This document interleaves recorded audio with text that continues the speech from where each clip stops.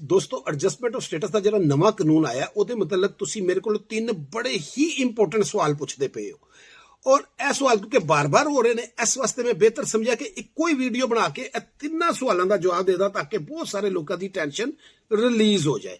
Channel को please subscribe कर लेना, वीडियो को आखिर तक देखना। इस तो बाद मेरा ख्याल है कि तकरीबन सारे सवालों का जवाब आ जाएगा।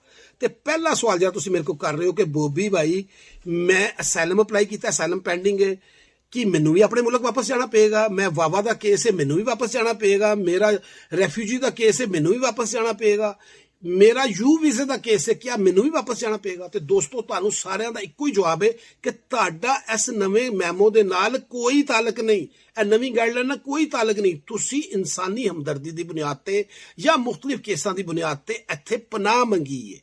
ਇਹ ਜਿਹੜਾ ਗੱਲ ਹੈ ਇਹ ਹੈਗੀ एडजस्टमेंट ऑफ स्टेटस ਜਿਹੜੇ ਆਰਜ਼ੀ ਵੀਜ਼ੇ ਤੇ ਆਏ। ਤੁਸੀਂ ਆਰਜ਼ੀ ਵੀਜ਼ੇ ਤੇ ਨਹੀਂ ਆਏ, ਤੁਸੀਂ ਤੇ ਆਈ ਇਸ ਬੇਸ ਤੇ ਹੋ ਕਿ ਸਾਨੂੰ ਇੱਥੇ ਮੁਸਤਕਿਲ ਰੱਖਿਆ ਜਾਏ, ਸਾਡੀ ਜਾਨ ਨੂੰ ਖਤਰਾ ਜਾਂ ਜੋ ਵੀ ਤੁਸੀਂ ਆਪਣੀ ਪਲੀ ਲਈ ਹੈ, ਤੁਹਾਡਾ ਇਹਦੇ ਨਾਲ ਕੋਈ ਤਾਲੁਕ ਨਹੀਂ। ਇਹ ਹੈਗਾ F1 ਵੀਜ਼ੇ ਵਾਲੇ, ਸਟੂਡੈਂਟ ਵੀਜ਼ੇ ਵਾਲੇ, ਇਹ ਹੈਗੇ ਨੇ ਜਨਾਬ ਤੁਹਾਡੇ ਆਪਣਾ ਆਰਜ਼ੀ ਵਰਕ ਵੀਜ਼ੇ ਵਾਲੇ, ਇਹ ਹੈਗੇ ਨੇ ਵਿਜ਼ਿਟ ਵੀਜ਼ੇ ਵਾਲੇ। ਉਹ ਜਦੋਂ ਨੌਨ ਇਮੀਗ੍ਰੈਂਟ ਤੋਂ ਇਮੀਗ੍ਰੈਂਟ 'ਚ ਜਾਂਦੇ ਨੇ ਤੇ ਉਹਨਾਂ ਨੂੰ ਕਿਹਾ ਗਿਆ ਕਿ ਬਈ ਤੁਸੀਂ ਹੁਣ ਅਗਰ ਅਸੀਂ ਸਮਝਾਂਗੇ ਕਿ ਤੁਹਾਡੀ ਮੁਲਕ ਨੂੰ ਜ਼ਰੂਰਤ ਹੈ ਤੇ ਫਿਰ ਤੁਹਾਨੂੰ ਅਸੀਂ ਇੱਥੇ ਹੀ ਐਡਜਸਟਮੈਂਟ ਆਫ ਸਟੇਟਸ ਕਰ ਦਾਂਗੇ, ਨਹੀਂ ਤੇ ਤੁਹਾਨੂੰ ਵਾਪਸ ਜਾਣਾ ਪਏਗਾ।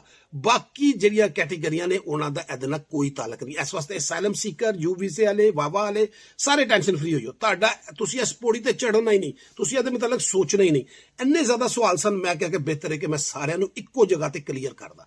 ਟੈਨਸ਼ਨ ਫਰੀ, ਤੁਹਾਡਾ ਨਾਲ ਕੋਈ ਤਾਲੁਕ ਨਹੀਂ। ਆ ਗਿਆ ਦੂਸਰਾ ਸਵਾਲ, बॉबी भाई मेरा पेरेंट्स वीज़ा है, मेरा वाइफ वीज़ा है, मेरा अपना EB3 वीज़ा है, यह सारे मुख्तलिफ तुम मेरे को सवाल कर रहे हो। हुण दसो मेरा की बनेगा। दोस्तों मैं बड़ी इंपोर्टेंट गल दसदा कि जिन्नी गाइडलाइनस आईयां सी सारियां मैं तुहानूं तकरीबन दस दियां ने।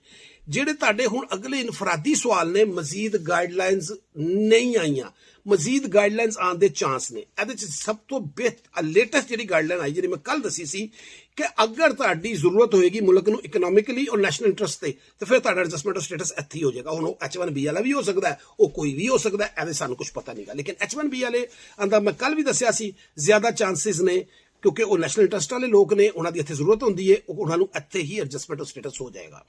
बाकी 100% किसी की श्योरिटी नहीं जीगे, केस टू केस देखा जाएगा। मैनू जो अपने तजर्बे की बुनियाद पर लग रहा है कि मजीद गाइडलाइनस आनगियां क्योंकि इस टाइम बहुत ज्यादा शोर मचिया, हर पासे गल ही है कोई इस वास्ते क्योंकि फ्राइडे नूं तो केस होया, ए वाला मैमो आया, अगों 3 छुट्टियां आ गई। हुण कल ट्यूसडे में उम्मीद है कल कुछ आए या अगले कुछ दिन आज कुछ हफ्तियां च मजीद गाइडलाइनस आनगियां जिहड़ियां मैं तुहानूं फिर नाल दसदा रहांगा। फिलहाल सिर्फ इहो ही ने। तीसरी गल, बॉबी भाई मैं आया विजिट वीजे ते मैं करना है हुण स्टूडेंट वीजा, कि मैनू भी अपने मुल्क जाना पेगा। बॉबी भाई मैं विजिट वीजे ते आया और मैं कीता है E2 वीजा करना है, मैनू भी अपने मुल्क जाना पेगा। दोस्तों एक गल याद रखो, यह बड़ा बुनियादी फर्क है। तुसी एक नॉन इमीग्रेंट वीजे ते आए जिते तुहानूं ग्रीन कार्ड नहीं मिलना और तुसी कहंदे हो मैनू दूसरे नॉन इमीग्रेंट वीजे ते जाना है, यानी कि स्टूडेंट वीजा भी नॉन इमीग्रेंट है ते जिहड़ा तुहाडा E2 है वो भी नॉन इमीग्रेंट है। तुहाडा इस नवे मैमो नाल कोई ताल्लुक नहीं गा। यह ताल्लुक उदों बनना है ਜਦੋਂ ਤੁਸੀਂ ਕਹਿਣਾ ਕਿ ਯਾਰ ਮੈਂ ਹੁਣ ਆਇਆ ਨੌਨ ਇਮੀਗ੍ਰੈਂਟ ਤੇ ਮੈਨੂੰ ਹੁਣ ਗ੍ਰੀਨ ਕਾਰਡ ਵਾਲੇ ਵੀਜ਼ੇ ਤੇ ਪਾਓ, ਫਿਰ ਤੁਹਾਡਾ ਐਡਜਸਟਮੈਂਟ ਆਫ ਸਟੇਟਸ ਬਣਨੀ। ਤੁਹਾਡਾ ਕੀ ਹੈ, ਤੁਹਾਡਾ ਹੈਗਾ change of status. Change of status ਦਾ ਮਤਲਬ ਹੁੰਦਾ ਹੈ ਨੌਨ ਇਮੀਗ੍ਰੈਂਟ ਤੋਂ ਨੌਨ ਇਮੀਗ੍ਰੈਂਟ। नॉन इमीग्रेंट तो इमीग्रेंट ते जाओगे तो एडजस्टमेंट ऑफ स्टेटस होएगी। यह बड़ा बरीक फर्क है। इस वास्ते जिन्ने स्टूडेंट तो E2 जाना चाहते हैं, जिन्ने B1 B2 तो स्टूडेंट जाना चाहते हैं या E2 जाना चाहते हैं, उन्हों का इस नवे मैमो नाल कोई ताल्लुक नहीं।